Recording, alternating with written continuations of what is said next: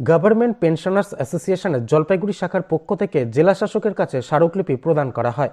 সংগঠনের তরফে বলা হয়, বহু ক্ষেত্রে পেনশনভোগী কর্মচারীদের পরিচয়পত্র নিয়ে সমস্যা হয়। এছাড়াও জলপাইগুড়িতে তেমন সুচিকিৎসার ব্যবস্থা নেই। চিকিৎসা সংক্রান্ত বিষয়ে তাদের বাইরে যেতে হয়, এতে অতিরিক্ত খরচও বহন করতে হয়। তাই তাদের এসব বিষয়গুলো তুলে ধরার জন্যই এদিন জেলা শাসকের সঙ্গে তারা দেখা করতে আসেন। আগামীতে তাদের দাবি জেলা শাসক পূরণ করবেন বলেই তারা আশাবাদী। এগুলি দাবিগুলো রয়ে গেছে, সেগুলোর মধ্যে পে কমিশনের যে রিপোর্টগুলো যেটা হয়েছে, সেই পে কমিশনের রিপোর্টে কিছু বৈষম্য আছে।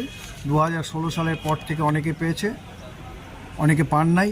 যে বৈষম্যটা, সে বৈষম্য দূর করবার জন্য আমরা মুখ্যমন্ত্রীর দৃষ্টি আকর্ষণ করতে চাই। জাতীয় যারা আমাদের হিলে থাকেন, শুধু জলপাইগুড়ির কথা বললে হবে না, হিল অ্যালাউন্স বা হিলের যে পরিষেবাগুলো, সেই পরিষেবার থেকেও অনেক কর্মচারী বঞ্চিত হয়ে থাকেন, সেদিকটাকেও দৃষ্টি আকর্ষণ করতে হবে।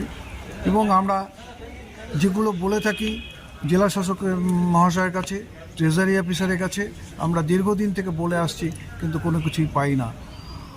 এবং এবার বিশেষ করে যেটা বলবো, যেটা জলপাইগুড়ি সদরে কোনো রকম এমপ্যানেল অর্থাৎ তালিকাভুক্ত নার্সিংহোম নাই যেখানটা আমরা পরিষেবাটা পাবো।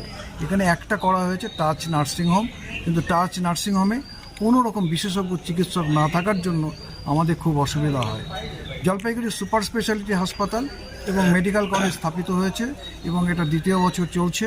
তা সত্ত্বেও এখানেও আমরা সেরকম কোনো বিশেষজ্ঞ চিকিৎসক না থাকার জন্য পরিষেবা থেকে বঞ্চিত। কি করবেন আগামীতে আপনাদের কর্মসূচি রয়েছে? যদি এটা আমরা আজকে দেব এবং জেলা শাসক মহাশয় কি বলেন, ওনার সাথে কথোপকথন হবে এবং উনি যে নির্দেশিকা আমাদের দেবেন সেই পথে আমরা অগ্রসর হব। তারপর যদি দেখি যে ওখানে কিছুটা আমাদের দ্বিমত হচ্ছে, তখন সেই ক্ষেত্রে আমরা চিন্তাভাবনা করে আমরা নতুন পদক্ষেপ গ্রহণ করব।